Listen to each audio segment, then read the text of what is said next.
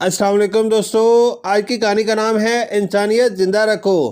खालदा आज से 15 बरस कबल हमारे घर काम करती थी, फिर मोटापे और जिगर के आर्जे में मुब्तला हुई तो काम छोड़ दिया।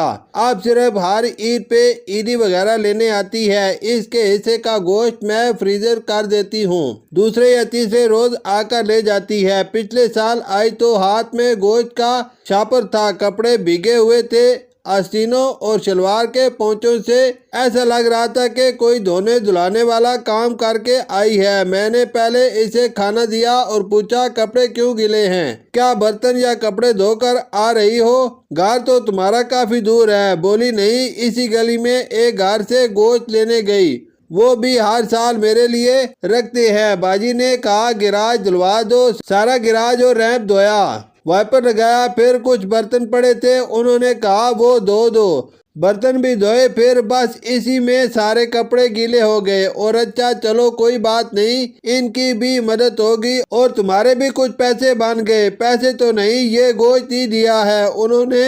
इसने छापर आगे करके दिखाया। तो क्या काम करवाने के पैसे नहीं दिए? नहीं बाजी, कह रही थी ये तुम्हारे लिए ज्यादा सा गोश्त रख दिया था, ये लेती जाना। कुछ देर बाद वो अपना गोश्त का पैकेट लेकर चली गई और मैं सोच रही थी कि क्या सदका खैरात की मद में भी दूसरों से काम करवा लेते हैं। ये कुर्बानी का गोश्त अल्लाह की राह में देना था, तो इस गरीब से इतना काम करवा के क्यों दिया? अगर काम करवाया तो इसका मुआवजा अलग बनता था कि कुर्बानी का गोश्त तो बतौर उजरत भी कसाई को नहीं दे सकते। इसी दिन पता चला कि उन्होंने 2 बकरे और 1 गाय कुर्बान की है, जिनकी कीमत शायद लाखों में बनती है, मगर इस हकदार को इसके काम के बदले 500 देने की तौफीक न हुई। कुर्बानी की चंद बोटियों पे सारा घर धुलवा लिया। एक ऐसी भी खातून है जिनको मैं करीब से जानती हूँ। इनको इनकी नन अमेरिका से ज़कात और सदकात में अच्छी खासी रकम भेजा करती थी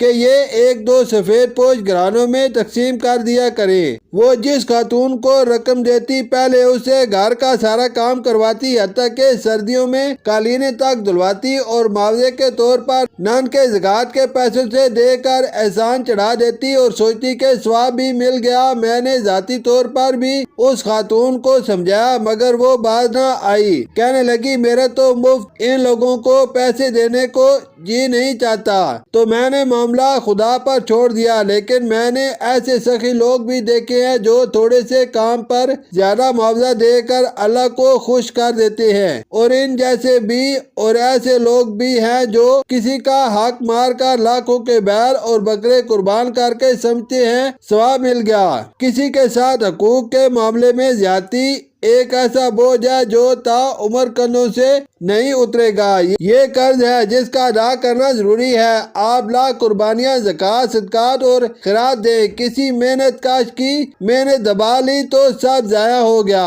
खूंटे से चाहे कितने बड़े बड़े जानवर बांध ले, खुदा के यहाँ गोश्त और खून थोड़ी पहुँचता है। बात तो आपके मामलात पे आकर रुकती है। खुदारा किसी गरीब की गुर्बत और लाचारी का फायदा न उठाएं। शुक्रिया।